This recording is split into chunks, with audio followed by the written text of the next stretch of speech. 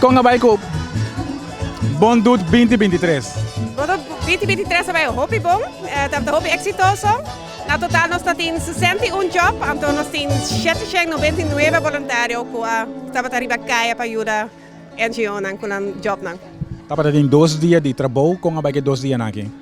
E 2 dias para mim estava largo, nós visitamos o hobby job, nós apuramos de visitar um tour para o aqui, para também para dar sustento em NGO, então voluntário pero estava da open grade para mira com nossa mira e NGO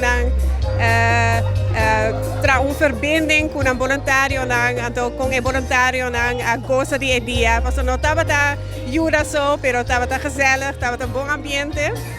Sim. Que basinha de anya aqui de tópico que estava de duradouro.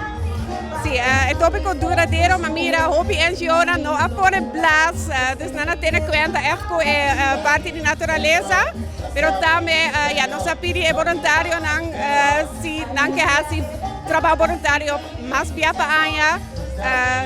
Nós temos 2 tipos de voluntário. Nós temos voluntário que é mara na uma organização. Então, não há trabalho voluntário fácil para uma organização. Mas também tem hobby voluntário que ajuda, mas não é mara na mes, mas não pode ajudar, por exemplo, com beach cleanup ou party cares paquete ou coisas assim. Não pode inscrever também como voluntário na NGO. Que mensagem tem agora aqui para a comunidade, para outro ano também participar?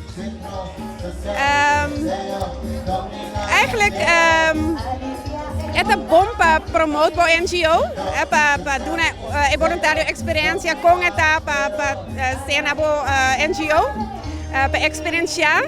Então, é outro hobby grande se a NGO não está logra para mais voluntário, para uma mira é aqui que o trabalho voluntário é um hobby importante para o Bonaire. Mas tem oportunidade para agradecer tudo que participar aqui. Sorry. Eu tenho a oportunidade para agradecer tudo que a Dume aqui. Sim, me quero agradecer tudo que participar na Bondut, me quero agradecer a NGO que faz um best para fazer um bom ambiente para um voluntário. Me quero danke a todos os voluntários que a Dume, tem companhia que a Dume, como team building, tem voluntário individual que a Dume, tem grupo de amigos que a Dume, também tem turista a Dume. Estamos a hobby great, então nós estamos a agradecer 799 voluntários aqui.